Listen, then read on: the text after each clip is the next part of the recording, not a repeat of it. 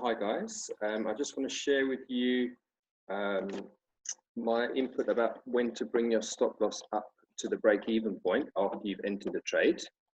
So yeah, sometimes students get confused or they're not quite sure exactly when to bring their stop loss up and if at all. So hopefully I'll be able to give you a couple of pointers which might just help you. So if we consider our ABC, and if we've entered the trades just after the C points, we've got a couple of signals, stochastic, candlestick, Bollinger Band, etc. And we enter in at the close of this candle, and we watch price go up, then the common mistake that students make is to actually move your stop loss up to the break-even point a little bit too quickly. And what often happens is that they move it up like so, and then price comes back, retraces, hits the stop loss, only to then continue up to where they wanted the price to go, or thought the price was going to go originally. So just a couple of tips with that. If you've got your stop loss obviously below your C point there, then just bear in mind that price can retrace back on a lower time frame up to the 61.8 fib. So if you think about putting a fib from here up until where the price currently, or the furthest point the price has currently got to, and then you can see the entry point there.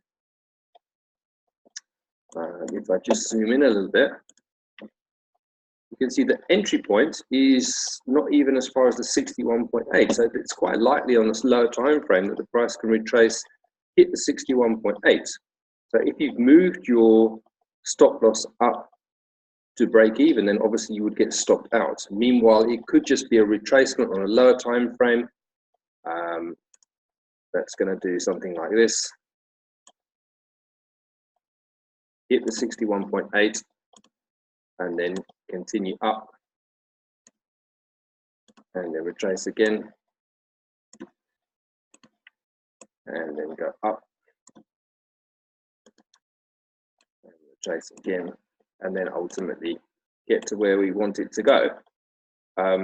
So what you can do is, first of all, instead of bringing the stop loss to break even too quickly, what I would suggest to do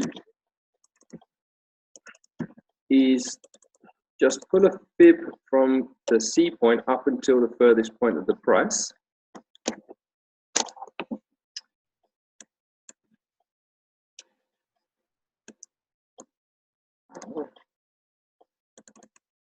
And then have a look at where your entry line is, and just see that the price has gone up, so the Fibonacci is at least on the 78.6. So you actually need it to be gone up that far, so that if it retraces to the 61.8, the price would be up like that. But if it retraces to the 61.8 Fibonacci and your stop loss was at break even, then you're still safe.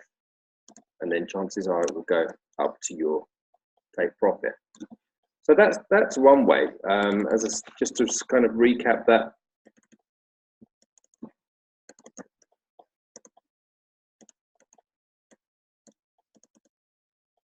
You've got your entry point, you've got your stop loss below, and your take profit target. So just run a fib from C up until as far as the price has currently gone. And then if you see that your entry point is before the 61.8, then wait, leave your stop loss there. If you see it's a little bit above, then just wait till the price goes up until your 78.6 is actually on your entry line. At that point, then consider bringing your stop loss to just above break even, because even if it does a little retracement and then comes back down to the 61.8, which would be a retracement on the smaller time frame, then you're still safe and you're still not going to get stopped out. The other thing to look at as well is I sometimes, use this method as well, is look at what the stochastic is doing.